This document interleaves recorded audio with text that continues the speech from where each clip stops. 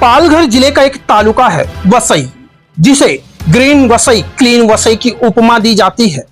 परंतु वसई विरार शहर महानगर पालिका, वन विभाग और तहसील विभाग के कुछ भ्रष्ट अधिकारियों के चलते अब ये वसई तालुका और उसके अंतर्गत आने वाला संपूर्ण क्षेत्र कंक्रीट के जंगल में तब्दील हो गया है।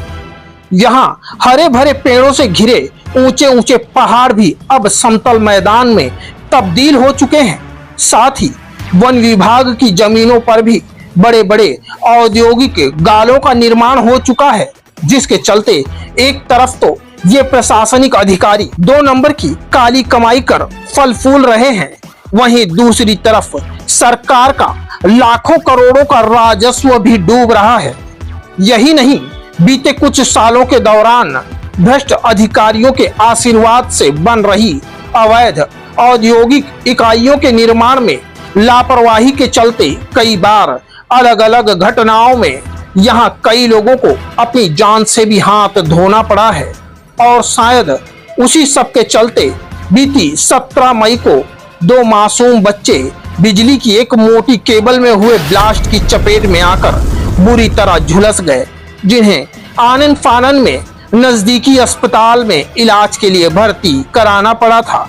मामला नालासोपारा पूर्व वाकनपाड़ा स्थित राम इंडस्ट्रियल हब के नजदीक बने एमएससीबी के पावर हाउस का है। नमस्कार, इस समय हम नालासोपारा पूर्व वाकनपाड़ा में उपस्थित हैं और यह आप जो जगह देख रहे हो यह एमएससीबी का पावर हाउस है और सामने यहाँ पे राम इंडस्ट्रीज बन रही है। ये राम इंडस्ट्रीज लंबे समय से यहाँ पे बनाई जा रही है, लेकिन जो पीछे पीछे राम इंडस्ट्रीज की जो इमारत आगे आगे बनती जा रही है ये कहीं ना कहीं फॉरेस्ट विभाग में प्रवेश कर चुकी है। लेकिन इस सब से फॉरेस्ट विभाग पूरी तरह से अनजान बैठा हुआ है और यह जो जगह है ये फॉरेस्ट विभाग के अंतर्गत आती है। आपको बता दें कि 17 तारीख को यहाँ पर जो एक अंडरग्राउंड बड़ी केबल गई हुई थी, वह केबल थोड़ी ऊपर थी, ना तो जमीन के नीचे थी ना जमीन के ऊपर थी। वहाँ पर 17 तारीख को एक ब्लास्ट हो जाता है। उस ब्लास्ट में 2 मासूम बच्चे जो यहीं आसपास होते हैं वह इसकी चपेट में आ जाते हैं और झुलस जाते हैं, जिन्हें एक नज़दीकी एक निजी अस्पताल में भर्ती कराया जाता है।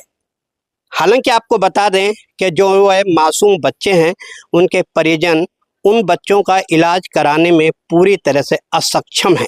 वहीं इस मामले में शिवसेना के पूर्व नगर सेवक धनंजय गावड़े ने इस मामले को संज्ञान में लेकर उन परिजनों की मदद करने के लिए एक कदम बढ़ाया है। वहीं आपको बता दें, सवाल यह उठता है कि यह जो दुर्घटना उस दिन घटित हुई उस सब का जिम्मेदार आखिर किसे माना जाए? क्या फॉरेस्ट विभाग को, जिसकी जमीन में यहाँ पे कब्जा हो जाता है, यहाँ पे गाले बनाने की प्रक्रिया शुरू हो जाती है, लेकिन उसे इस बात का कोई ज्ञान ही नहीं होता? क्या एमएससीबी विभाग को, जिसका केबल जो अंडरग्राउंड होता है, यहाँ पर जब जेसीबी चलाते हुए फाउंडेशन बनाया गया था तो उस केबल को ऊपर कर दिया जाता है? या उस अवैध निर्माणकर्ता को जो प्रशासन की आंखों में धूल झोंकते हुए यहाँ पर कुछ गालों के फाउंडेशन बनाने में पूरी तरह से तत्पर नजर आ रहा था? हालांकि अभी प्रशासन ने किसी को भी इस मामले में जिम्मेदार नहीं ठहराया है। वहीं वह हादसा कैसा था, किस प्रकार की घटना थी, उस वक्त हमारा एक सहयोगी रिपोर्टर फारूक साहब वहाँ पे मौजूद था। हम फारूक साहब से इस बारे में बात करेंगे कि उस समय वह घटना क्या थी। फारूक जी, वह जो घटना उस दिन घटित हुई जिसमें 2 मासूम बच्चे बुरी तरह से झुलस गए, आप उस वक्त यहाँ पे मौजूद थे? सर, मैं उस समय यहीं पास में एक मेरे मित्र के दोस्त हैं, उनके यहाँ जो है कि तिरही का खाना था जिसमें हम लोग शामिल होने आए थे। धमाके की आवाज आई, भाग करके हम भी बाहर आए। एक बच्चा जलता हुआ इधर से भागते जा रहा था, बचा लो बचा लो। बुरी तरीके से चेहरा झुलस गया था, आंखें तो दिखाई नहीं दे रही थी। उस वक्त कुछ लोग थे, मैंने कहा उनको बोला कि भाई इसको जल्दी से लेके जाओ अस्पताल। वो लोग अस्पताल की तरफ भागे और मैं इधर की तरफ भागा। ये वह स्थान है जहाँ पर मैं मौजूद हूँ।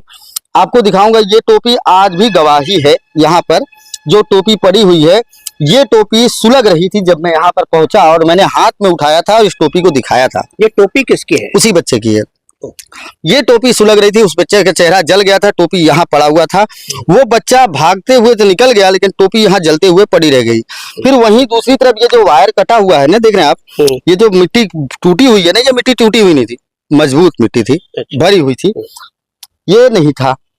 ये बाद में एमएससीबी वालों ने 2-4 दिन पहले रात में आके या दिन में आके कब लगाया मालूम नहीं, लेकिन उन्होंने बतलाया बात। मतलब घटना पर पर्दा डालने की पूरी कोशिश की एमएससीबी विभाग के द्वारा की गई। उस वक्त जिस घड़ी में आया था, मेरे वीडियो में देख सकते हैं, यहाँ पर आपको दिखाई देगा सर, जेसीबी चल रहा है। ये जो सामने दिख रहा है, यहाँ जेसीबी चल रहा है, जेसीबी अंदर चल रहा था, अंदर जेसीबी चल रहा था। यहाँ पर आग लगी हुई थी, जहाँ सामने दिख रहा है वो जला हुआ जो पेड़ झाड़ दिख रहा है, यहाँ झाड़ थे, वो झाड़ जल रहे थे।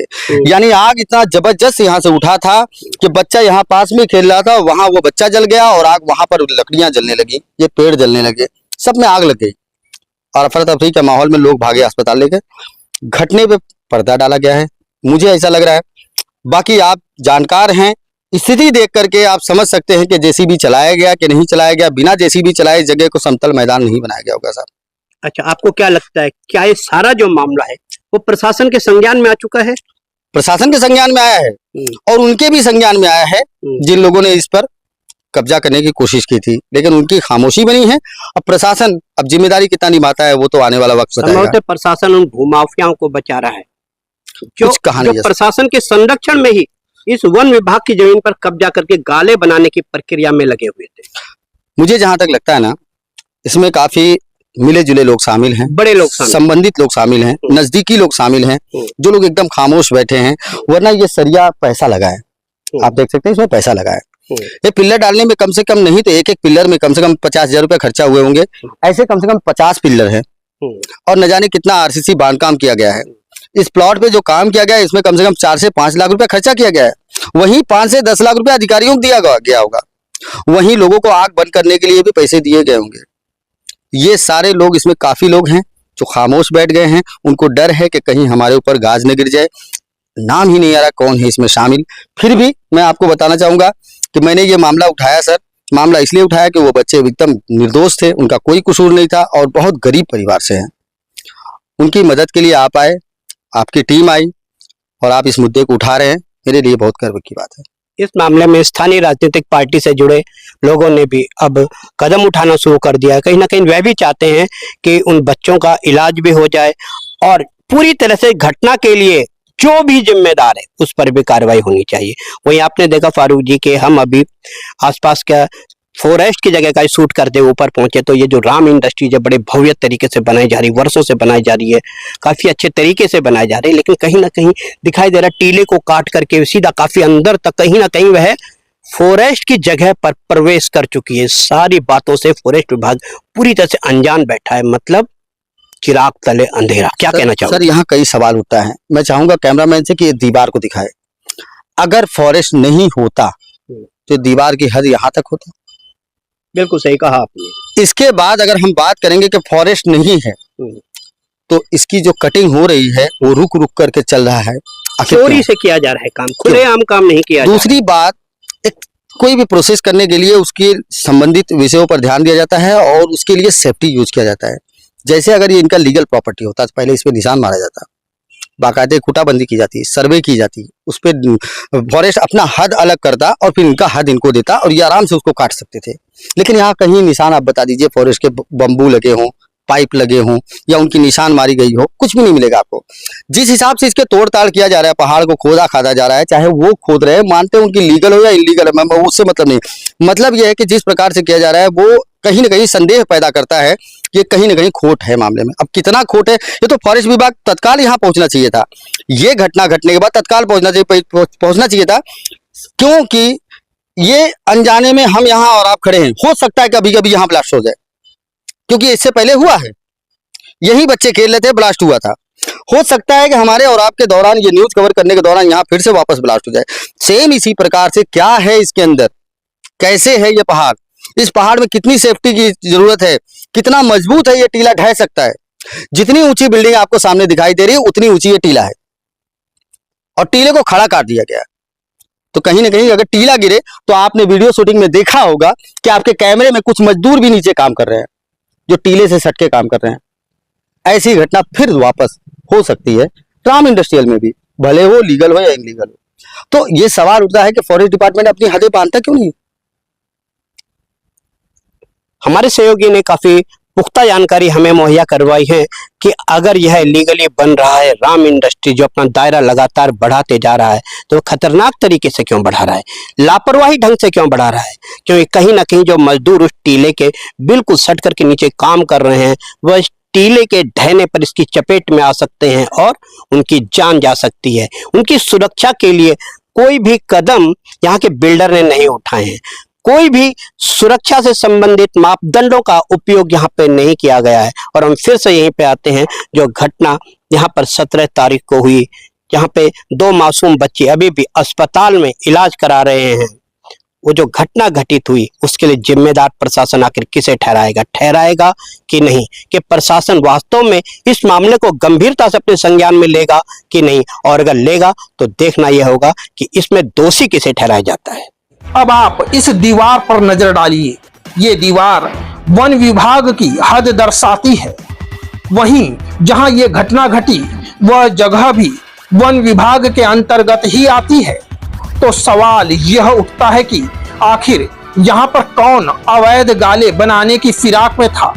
साथ ही वह कौन था जिसने यहाँ पर पहाड़ी नुमा टीले का सीना छलनी कर उसमें जेसीबी चलाकर मिट्टी को समतल करते हुए जमीन में दबी मोटी बिजली की केबल को न सिर्फ जमीन से ऊपर कर दिया था, बल्कि उसे इस प्रकार डैमेज कर दिया था कि बीती 17 तारीख को हाई वोल्टेज करंट द्वारा कटी फटी केबल में ब्लास्ट हो गया और उसके पास में ही खेलते हुए 2 मासूम बच्चे उसकी चपेट में आ गए थे और बुरी तरह झुलस गए थे। क्या नाम है आपका? मेरा नाम तो अशोक कुमार है, लेकिन मौर्या कहते हैं। मौर्या जी, आप क्या करते हो? ये काम करता हूँ ये इधर। पड़ोस की कंपनी में? जी। अच्छा, उस दिन जो 3 बच्चे झुलस गए थे करंट से, क्या हुआ था उस दिन? ये बच्चे गोलाई में बैठे थे इधर। अच्छा। ये 4 साढ़े 4 के एयर फेयर था। ओके। उसके 5 मिनट पहले मैं चाय पीने गया था। चाय पी के जैसे मैं अंदर आया, जैसे बम शरीर का दगा तो चिंगारी हुई, तो इधर देखो बड़ा आग जलने लगा। अच्छा। फिर हम लोग दौड़े तो बच्चे सब भाग के गए, तो एक लड़का का मुंह सब जल गया था। वो ये नहीं पता कि वो लड़का किधर का है किधर का नहीं है, लेकिन इधर सब बच्चे भाग गए। अच्छा, जो केबल थी ऊपर निकली हुई थी, कुछ ऐसा था? जी हाँ, वो केबल में वो लोग बच्चे सब बता सकते हैं कि कैसे हुआ क्या हुआ। इसके पहले वो केबल खुली नहीं थी, लेकिन ये दगने के बाद हम लोग आए थे, देखा केबल खुली थी। केबल खुली हाँ, एक हाथ। अच्छा, फिर कोई पुलिस वगैरह या हाँ, बाद में तो सब आए गए, कौन आता कौन जाता है, सब अधिकारी, एमएससीबी के अधिकारी सब आए, इधर का आए इधर का। और वहीं दूसरी ओर जो यह राम इंडस्ट्रीज बनाई जा रही है वह अब धीरे धीरे पीछे की तरफ पहाड़ काटकर अपना दायरा बढ़ाते हुए वन विभाग की जमीन में प्रवेश कर चुकी है। साथ ही इस औद्योगिक इकाई द्वारा पहाड़ को तोड़कर जो अपना दायरा बढ़ाया जा रहा है, जो पहाड़ी नुमा टीले की कटाई की जा रही है, वह पूर्ण रूप से वन विभाग की जमीन होने का एहसास दिला रही है। किंतु अफसोस, वन विभाग भूमि में हुए अतिक्रमण की शंका का समाधान करने के लिए कभी भी वन विभाग के जिम्मेदार अधिकारियों की टीम ने कभी भी यहां पर पहुंचकर जांच करने की कोशिश तक नहीं की। वहीं राम इंडस्ट्रीज द्वारा जिस प्रकार खतरनाक ढंग से पहाड़ी की कटाई की गई है और उस बड़े व खतरनाक पहाड़ी के टीले के नीचे जो कुछ मजदूर काम करते नजर आ रहे हैं, उस सबसे तो लगता है कि कहीं यहाँ भी बोईदा पाड़ा भूस्खलन की तरह कोई घटना ना घटित हो जाए। और अगर ऐसा होता है तो इस घटना के जिम्मेदार सीधे तौर पर वन विभाग के वे अधिकारी होंगे जो खुद एसी में बैठकर पर्यावरण की रक्षा का दम भरने का दिखावा करते हुए लोगों की जान के साथ खिलवाड़ कर रहे हैं। नाला सोपारा से क्राइम रिपोर्टर्स टीवी न्यूज की एक रिपोर्ट।